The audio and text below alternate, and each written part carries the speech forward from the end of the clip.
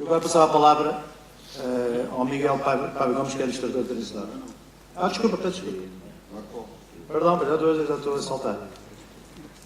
Marcos, desculpa. MSN. Bom dia a todos. Eu quero começar por felicitar o Fórum Empresarial de Economia do Mar por mais esta excelente iniciativa e por promover o debate entre os vários setores da nossa atividade. Em nome da MSC Portugal, quero agradecer o convite e, por alguma forma, nos dar a oportunidade de transmitir a nossa visão sobre as possibilidades de crescimento do shipping em Portugal.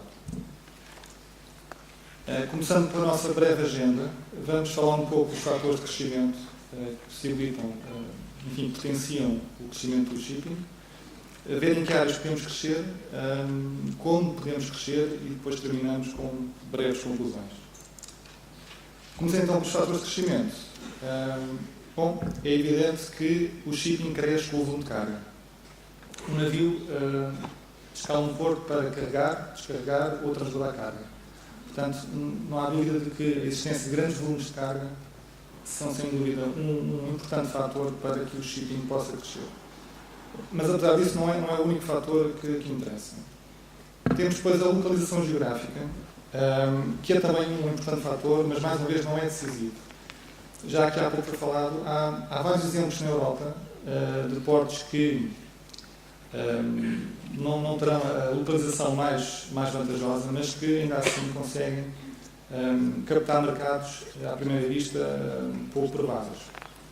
Por exemplo, tanto Roterdão como Antuérpia conseguem ter importantes fluxos de carga com a cidade de Milão. Ora, Milão fica a cerca de 1000 km desses dois portos. Por outro lado, temos o Porto de Génova a 150 km de Milão.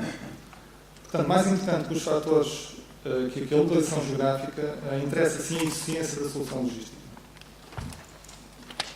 E podemos dizer que essa eficiência da solução logística começa no porto. É evidente que a operação do navio tem que ser rápida, tem que ser eficiente, mas por outro lado também é importante que os custos portuários sejam competitivos. Depois temos todos os procedimentos aduaneiros que devem estar dimensionados para que não retirem eficiência à tal solução logística. Um exemplo muito breve. A carga frigorífica é uma carga com elevados custos de permanência em porto. E, como tal, todas as inspeções inerentes a esse tipo de carga devem ser agilizadas para que a carga possa rapidamente sair para o seu destino final e a não ter custos adicionais, nem demoras adicionais, que inevitavelmente vão recair sobre o cliente final. Depois temos também a situação laboral de um porto. Um porto com uma situação laboral pacífica é sem dúvida um porto mais eficiente e muito mais atrativo para os armadores. Como outro fator de crescimento, temos a visão e a estratégia dos armadores. É a estratégia dos armadores que decide transformar um porto, um simples porto de passagem, por um porto concentrador de cargas e de rotas e de serviços, o chamado hub port. O armador pesa os diversos fatores relacionados com a tal eficiência logística e decide de acordo com o seu objetivo comercial. Se um armador apenas pretende uma elevada rapidez de serviço, uma elevada qualidade, é possível que esteja disposto a pagar um pouco mais pela operação portuária. Porque provavelmente vai vender o seu serviço a um valor mais elevado ao seu cliente final. Portanto, a estratégia dos armadores realmente é decisiva pela opção por um determinado porto. Vamos ver agora em que áreas podemos crescer.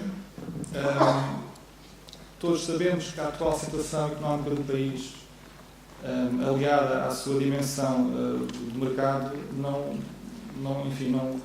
não deixando de ver grandes crescimentos a partir daí no nosso shipping. Mesmo numa situação económica mais favorável, o nosso crescimento é quase residual e nunca terá um impacto suficiente para se poder pensar nele como um grande motor de crescimento do shipping.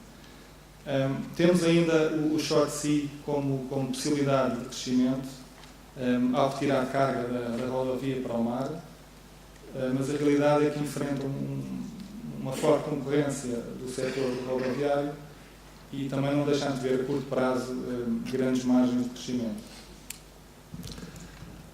Depois temos Espanha. Espanha muitas vezes falada. Se pensarmos no perímetro da Península Ibérica e mais concretamente na linha de costa marítima da Península Ibérica, Portugal representa mais ou menos 27% dessa linha de costa. 27%. Em termos de superfície, representamos 15%. E em termos de população, 18%. Ora, teoricamente, podemos pensar que parte do mercado ao alcance dos nossos portos está para lá da fronteira. E sendo assim, parte de Espanha será um mercado natural ao alcance dos nossos portos. Esse mercado de Espanha ao alcance dos nossos portos pode facilmente duplicar o atual mercado nacional que temos. É um interlante ao alcance dos nossos portos, tanto de norte como a sul. E se pensarmos então na zona de Madrid, essa possibilidade de crescimento ainda se torna maior. Tradicionalmente, a ligação entre os portos espanhóis que podemos crescer é o transshipment. Enfim, para o crescimento do transshipment é essencial a localização geográfica. E aí Portugal, como também já foi falado, está numa posição muito importante em zona de passagem das principais rotas transatlânticas. O transshipment tem ainda outra vantagem. Não depende nem da dimensão do nosso mercado, nem da situação económica do país. Portanto, o transshipment resume-se a investimento estrangeiro no nosso país. E aqui sou obrigado a falar no exemplo de Sines. Sines este ano, em termos de transshipment, vai ter um crescimento superior a 100%.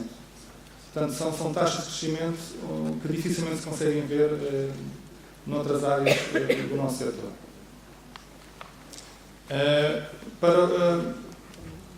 Agora, vendo de que formas poderemos crescer. Nós fizemos um pequeno estudo comparativo entre a ligação do Porto de Sines e a fronteira de Elvas, comparando o atual acesso via Setúbal e o futuro acesso com a nova ligação Évora-Elvas, e concluímos que a nova ligação permitirá uma poupança em termos de distância percorrida na ordem dos 30% e em termos de tempo de trânsito de cerca de 35%. Além destas poupanças, temos ainda um acréscimo de capacidade de carga devido ao perfil da via. Portanto, conjugando todos estes fatores e outros ainda que não estão aqui mencionados, como seja menores custos de manutenção ou equipas de condução mais reduzidas, conjugando tudo, podemos estimar que cada contentor chegará à fronteira com um custo inferior em cerca de 40%. Ora, 40% a menos é a diferença entre ser e não ser competitivo para chegar à Espanha. Portanto, julgamos que é vital criar condições aos nossos portos, em particular os portos mais a sul, criar condições que eles se transformem em portos ibéricos e que seja possível fazer concorrência a alguns portos espanhóis que neste momento servem, por exemplo, a zona de Madrid. Em relação ao transshipment, o transshipment, como todos perceberam já, os navios de grandes dimensões vieram para ficar. E como tal, têm que ser os portos e os terminais a adaptar-se a essa nova realidade. É evidente que temos que realizar investimentos em infraestruturas. Os nossos portos têm que ser capazes de receber navios de 16, 17 metros de calado. Temos que ter capacidade para atracar ao mesmo tempo navios, 3, 4 navios de grandes dimensões. Por outro lado, do lado dos terminais, é necessário um grande número de pórticos a trabalhar cada navio em simultâneo para atingir taxas de produtividade elevadas. Do lado dos recursos humanos, dos terminais em particular, é importante que se foquem no aumento de produtividade. Como também já foi aqui falado, o aumento de produtividade é essencial e só com esse aumento de produtividade conseguimos custos unitários inferiores e assim vamos de encontro às economias de escala que que no fundo são a única razão de existir destes navios de grandes dimensões. Eles existem para ter economias de escala. Passando agora umas breves conclusões. A primeira conclusão, e talvez a mais importante de todas, é que realmente é necessária uma estratégia nacional, uma estratégia transversal aos vários setores e a longo prazo. O nosso ramo requer investimentos de grande volume, requer períodos de retorno alongados e, como tal, julgamos que não se compadece de estratégias a 4 anos, por assim dizer. Temos que pensar realmente o que é que temos para o país, temos que alinhar os vários interessados, os vários stakeholders, alinhar em objetivos comuns e, acima de tudo, concentrar os nossos esforços em reduzir custos, em aumentar produtividades e, no fim, a melhorar as tais soluções logísticas. Como conclusão também, no fundo, quem decide pela escolha de um porto é o armador. E o armador decide com base na tal eficiência global que se lhe oferece. Daí que seja necessário perceber as necessidades dos armadores, perceber que fatores eles valorizam para escolher um porto em vez de outro e, no fim, negociar com os armadores, chegar a acordo com os armadores. Porque, no final de contas, o armador é um cliente e como geralmente os clientes todos quer 2 coisas. Quer um bom serviço e a preços competitivos. Finalmente, e voltando aos tais investimentos em infraestruturas, é importante que esses investimentos sejam feitos com parcerias e com parcerias de entidades que asseguram volumes e volumes esses que, no fundo, acabam por garantir o retorno do investimento. Ora, atualmente, essas entidades são os armadores. Daí que seja muito importante estabelecer parcerias com os armadores e cativar os armadores para trazer os seus navios, os seus volumes de carga e o seu investimento para os portos portugueses. Muito obrigado pela vossa atenção.